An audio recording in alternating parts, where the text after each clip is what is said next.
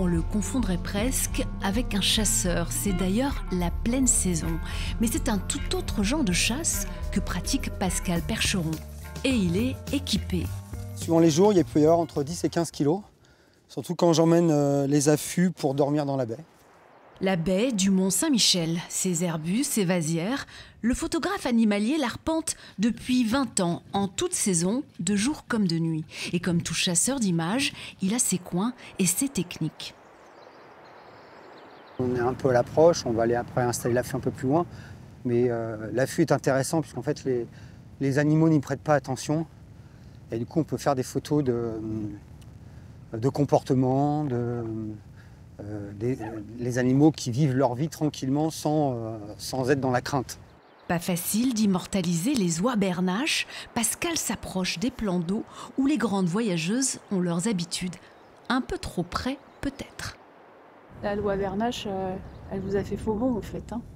Elle avait envie de décoller, donc elle est partie. C'est pas grave, il y en aura d'autres un peu plus loin. Pour une photo réussie, Pascal a appris à en rater beaucoup. Jamais du temps perdu pour se passionner dans cet univers à 1000 années-lumière de l'effervescence de la merveille.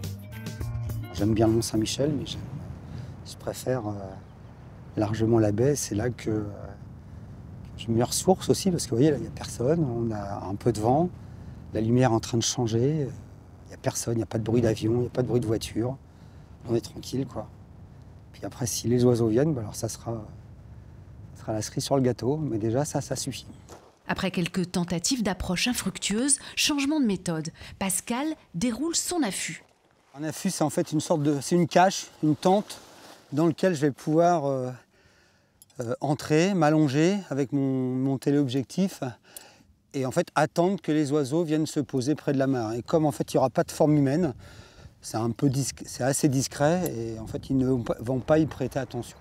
En quelques minutes, le photographe ne fait plus qu'un avec la baie. Il y a une photo où j'étais dans un affût près d'une mare. Le faucon pèlerin est venu se poser, comme tous les jours, donc je savais qu'il était probable qu'il vienne là. Ce que je n'avais pas prévu, c'est qu'en fait, ils viennent seulement dormir et ça a duré toute la journée.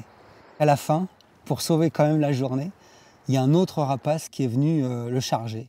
Et donc, il y a eu une altercation que je n'ai jamais revue, mais j'ai pu faire des photos. Ça a duré 20 secondes, mais ce sont des photos exceptionnelles. Donc oui, l'attente reste quand même, pour le coup, sur cette photo-là, un bon souvenir.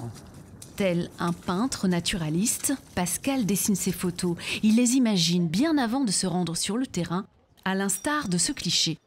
Les sangliers, notamment ceux-là, il n'y a pas que ça dans la baie, mais les sangliers qui vivent dans l'eau, au plus près de l'eau, qui courent dans l'eau. En fait, il y en a plein dans toutes les baies de France qui traversent.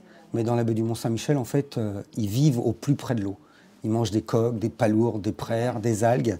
Et puis voilà, on les voit vivre la journée, ce qui n'est pas le cas en forêt, parce qu'ils sont nocturnes. Ouais, c'est carrément génial.